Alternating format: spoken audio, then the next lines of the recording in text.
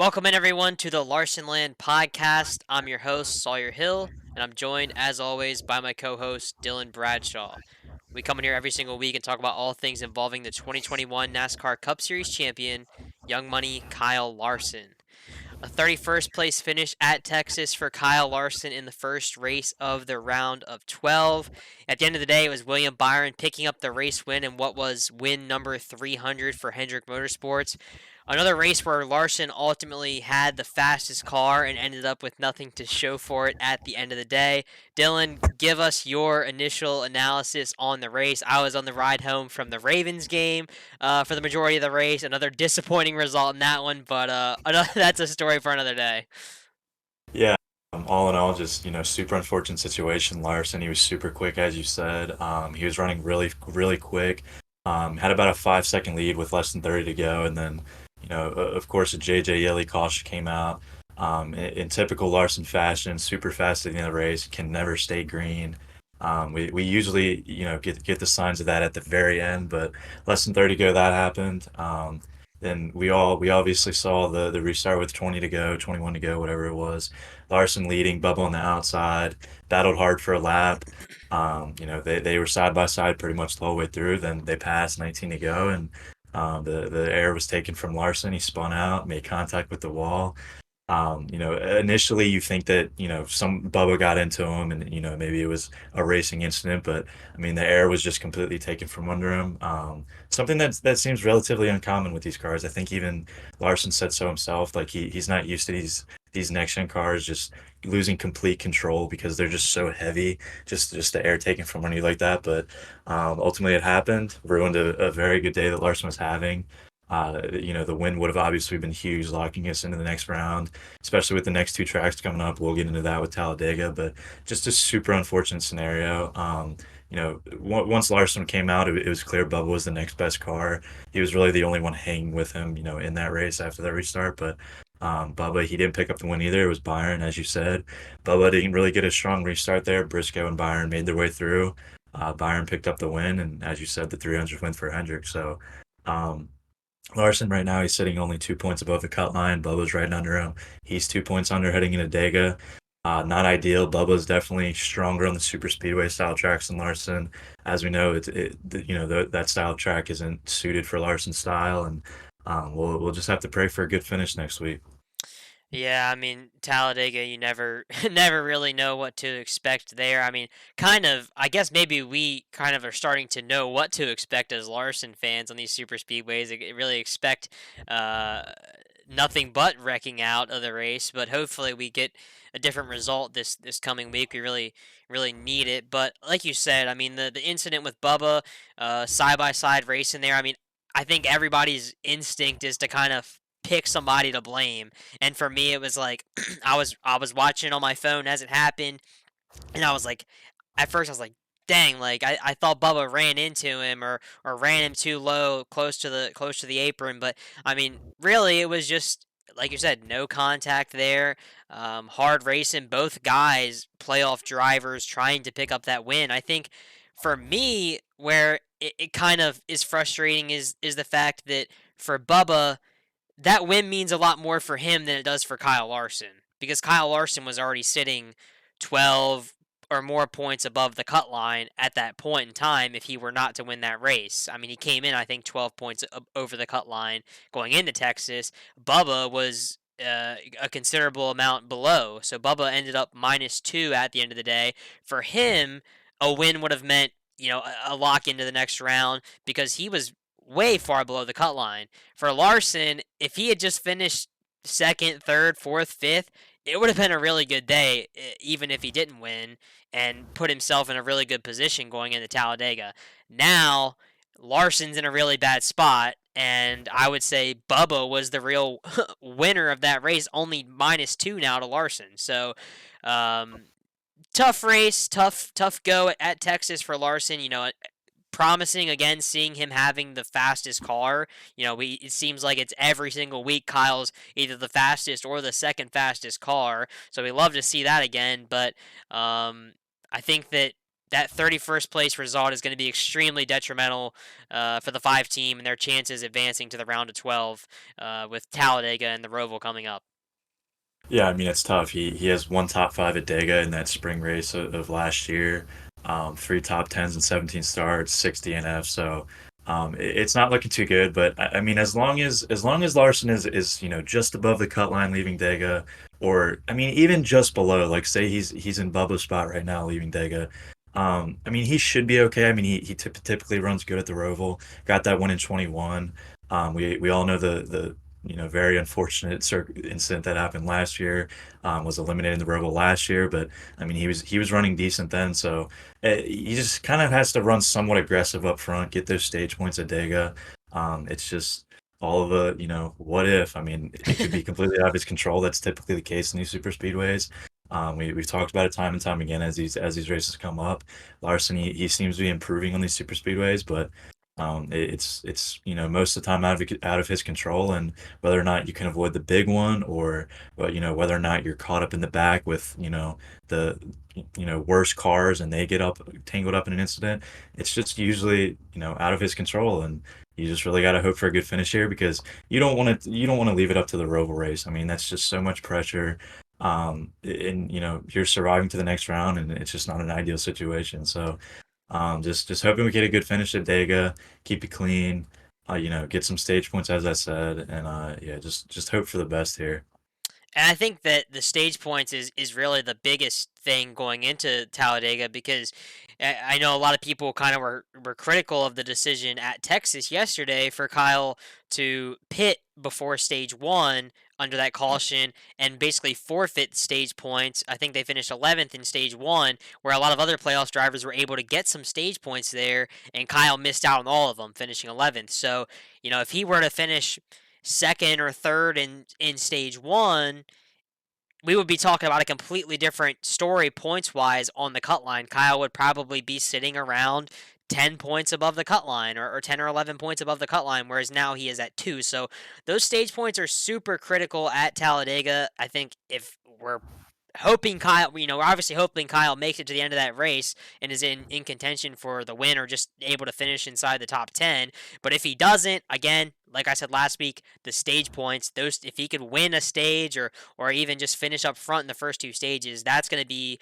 what is really going to be important, because I think we're going to see more than one or two of these playoff guys probably wreck out, just knowing how Talladega is and how the super speedways go. But something I found interesting from Texas was Kyle Busch's comments after he crashed out of the race. Kind of the sentiment from him was that if he races hard, he wrecks, and that's going to put him in a worse position going forward in the playoffs. So he feels like anytime that he drives the car hard, he's out of the race and putting himself in a bad position. So I think it's interesting for me because it's like, if Kyle, it seems like the guys in this round, in these first couple rounds, the round of 16, the round of 12, it seems like the guys that just ride around and don't really have a car that's capable of winning, the guys that are maybe have a 10th place car and they just are consistently average, that's what it takes almost to make it through to the next round. It's really the round of 8 where winning, I think, is really important, because if Larson just finished 10th every race up until the round of 8, he would easily lock in and be in contention. But now, one wreck, you put yourself in that position, it's all out the window. Yeah, I mean, I guess it's a blessing and a curse that, I mean, Larson, he's just been super quick, starting at the playoffs. I think in the first round, he had like an average finish of 2.6, something crazy like that. Speed continued at Texas. They've just been bringing super fast cars. And I mean, not just Larson. I mean, Hendrick, they've been quick. I mean, even though Byron, he wasn't super quick at Texas, I mean, he picked up the win. He had what it took and he finished it. Elliott was pretty quick.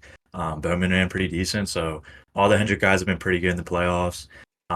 Yeah, I mean, I don't know. We've talked about it before. I mean, with drivers, at super speedways, they hang around the back because everyone knows when the big one is coming, sometime in that race, and just don't know when. So you can hang in the back, just kind of sandbag a little bit and just wait for that big one, and then you're all the way up. I mean, I think back to that, Coke Zero race.